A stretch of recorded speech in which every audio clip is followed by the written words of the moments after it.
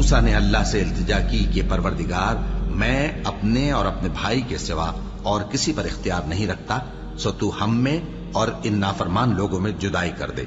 اللہ نے فرمایا کہ وہ ملک ان پر 40 برس تک کے لیے حرام کر دیا گیا کہ وہاں جانے نہ پائیں گے۔ یہ اسی علاقے میں جہاں اب ہیں سرگرداں پھرتے رہیں گے، تو ان نافرمان لوگوں کے حال پر افسوس نہ کرو۔ اور اے نبی، ان کو آدم کے 2 بیٹوں حابیل اور قابیل کے حالات جو بالکل سچے ہیں پڑھ کر سنا دو کہ جب ان دونوں نے بارگاہ الہی میں ایک ایک نیاز پیش کی تو ایک کی نیاز تو قبول ہو گئی اور دوسرے کی قبول نہ ہوئی۔ تب قابیل حابیل سے کہنے لگا کہ میں تجھے قتل کر دوں گا۔ اس نے کہا کہ اللہ پرہیزگاروں ہی کی نیاز قبول فرمایا کرتا ہے، اگر تو مجھے قتل کرنے کے لیے مجھ پر ہاتھ چلائے گا تو میں تجھ کو قتل کرنے کے لیے تجھ پر ہاتھ نہیں چلاؤں گا۔ مجھے تو اللہ رب العالمین سے ڈر لگتا ہے، میں چاہتا ہوں کہ تو میرے گناہ کو بھی سمیٹ لے اور اپنے گناہ کو بھی، پھر تو اہل دوزخ میں سے ہو جائے، اور ظالموں کی یہی سزا ہے۔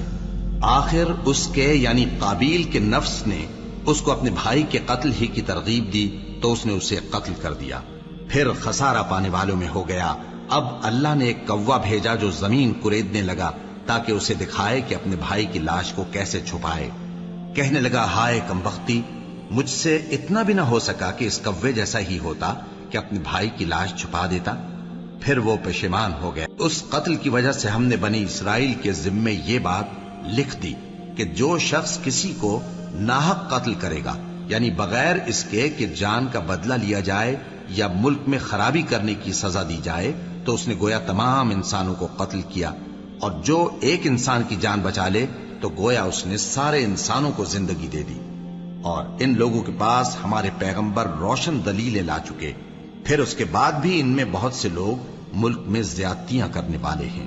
جو لوگ اللہ اور اس کے رسول سے لڑائی کریں اور ملک میں فساد کرنے کو دوڑتے پھریں، ان کی یہی سزا ہے کہ بری طرح قتل کر دیے جائیں یا سولی چڑھا دیے جائیں، یا ان کے ایک ایک طرف کے ہاتھ اور ایک ایک طرف کے پاؤں کاٹ دیے جائیں، یا ملک سے غائب کر دیے جائیں۔ یہ تو دنیا میں ان کی رسوائی ہے، اور آخرت میں ان کے لیے بڑا بھاری عذاب تیار ہے۔ اللہ اکبر، اللہ